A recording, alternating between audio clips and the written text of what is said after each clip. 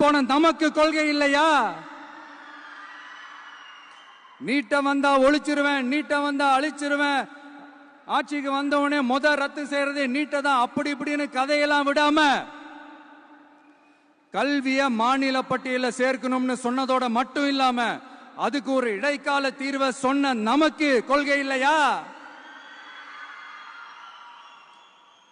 சமத்துவம் சம வாய்ப்புன்னு ரொம்ப ஸ்ட்ராங்கா சொன்ன நமக்கு கொள்கை இல்லையா? இப்படி கொள்கையை வெறும் பேச்சில மட்டுமே பேசிக்கிட்டு எல்லா கொள்கையும் அண்டர் கிரவுண்ட்ல அடக்கி வச்சுக்கிட்டு என்னமோ இவங்களுக்கு மட்டும்தான் எல்லா கொள்கையும் குத்தகைக்கு எடுத்த மாதிரி. இவங்க கொள்கையே கொள்ளை தானே. எப்படி? இவங்க கொள்கையே கொள்ளை தானே.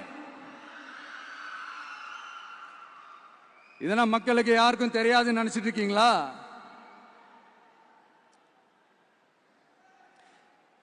எங்க கட்சி ஒன்றும் சங்கரமணம் இல்லைன்னு சொன்னது யாரு?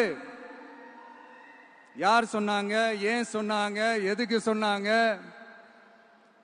இப்ப உங்க கட்சியில என்ன நடந்துகிட்டு இருக்குது அதையும் கொஞ்சம் யோசிச்சு பாருங்க, இதையும் கொஞ்சம் யோசிச்சு பாருங்க.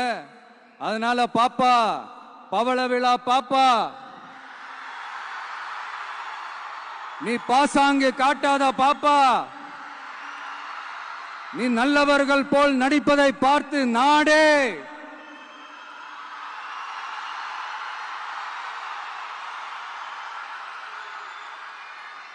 பாப்பான்னு சொன்னோம். அப்ப கூட பாத்தீங்கன்னா பாப்பான்றது ரொம்ப ஆசையா பாசமா சாஃப்டா தான் சொன்னோம். அதையே நீங்க அதிர்ச்சியா எடுத்துக்கிட்டீங்கன்னா அதுக்கு நாங்க என்ன பண்றது? அதே நீங்க விமர்சனம்னு சொன்னீங்கன்னா நாங்க என்ன பண்றது? இன்னும் நாங்க விமர்சனம் செய்ய ஸ்டார்ட் பண்ணவே இல்லையே, இன்னும் நாங்க அடிக்க ஸ்டார்ட் பண்ணவே இல்லையே, அதுக்குள்ள அலர்னா எப்படி?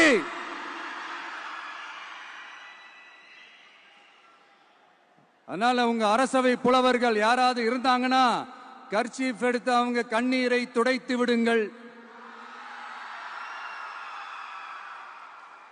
சரி, அது அவங்க பிரச்சனை, அவங்க பாத்துக்கிட்டோம். நமக்கு எப்பவுமே மக்கள் தாங்க, மக்களுடைய பிரச்சனை பத்தி பேசுறது தான். இன்னைக்கு நம்ம காஞ்சிபுரம் மாவட்டத்துக்கு வந்திருக்கிறோம். இங்க மக்கள் ஃபேஸ் பண்ற அந்த பிரச்சனையை பத்தி நம்ம பேசி ஆகணும்.